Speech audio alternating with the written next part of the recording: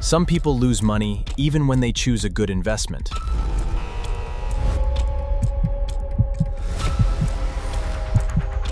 Look at this chart. It shows an asset climbing steadily for a full decade. It looks like a guaranteed win. Yet an investor puts their money into this exact upward trend and walks away with less cash than they started with. It sounds like a math error. If the market goes up, the people investing in it should make money.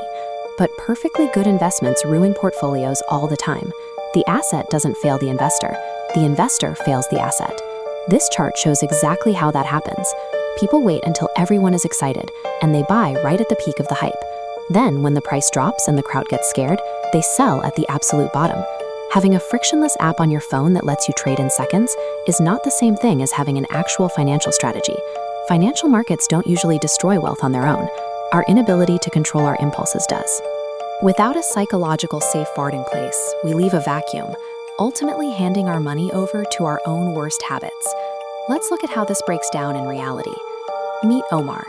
He watched the videos, read the forums, and saw screenshots of massive returns. When a friend told him he was missing out on an easy win, the pressure got to him.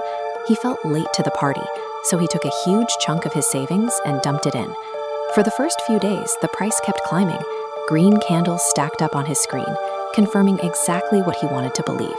He made the right call. Short-term gains can easily trick you into feeling like a financial genius. Omar started checking the app every single hour to watch his wealth grow. But he had a massive blind spot. He was entirely unprepared for what he would do if that line ever pointed down.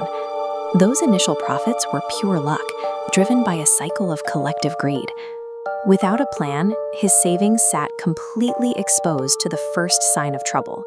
And then, the inevitable happens. The market corrects and prices start falling.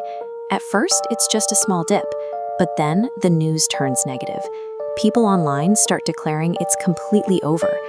That external noise takes a normal market fluctuation and weaponizes it into anxiety. This graph shows the breaking point. As price drops, it hits a psychological floor. Fear overrides logic, and he liquidates at a severe loss. Weeks later, the trend reverses. The price shoots past its original value, leaving him completely behind. The investment itself didn't fail. It survived the dip perfectly fine. It was Omar's emotional threshold that broke. Reacting to fear and greed isn't investing. If you let market noise control your decisions, you guarantee that you will sabotage your own wealth. A successful investor doesn't try to predict every market movement. And they certainly aren't emotionless robots who never feel fear. What separates a professional is preparation. They build a rigid, logical plan long before the emotion of fear ever has a chance to arrive. You can build that exact same safeguard by answering 3 simple questions before you buy anything.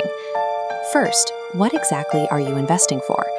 You need to know if this money is for your retirement in 30 years or a down payment on a house next spring. Second, how long can you leave this money untouched?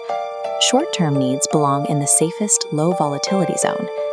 Third, what is your exact protocol if the market drops 40% tomorrow? Establish your response now, hold or buy more, bypassing the panic entirely. If you do not decide how to handle a massive crash today, your panic will automatically make the decision for you tomorrow. This is why there is an absolute boundary in personal finance. Your emergency fund and your rent money do not belong in the stock market. When a short-term financial necessity attaches a ticking clock to your investments, you lose your ability to wait out the dips.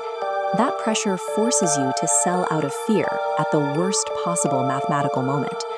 You can have a perfectly structured portfolio, but it is completely useless if you lack the calm discipline to execute it. In the market, the ultimate risk you have to manage is you.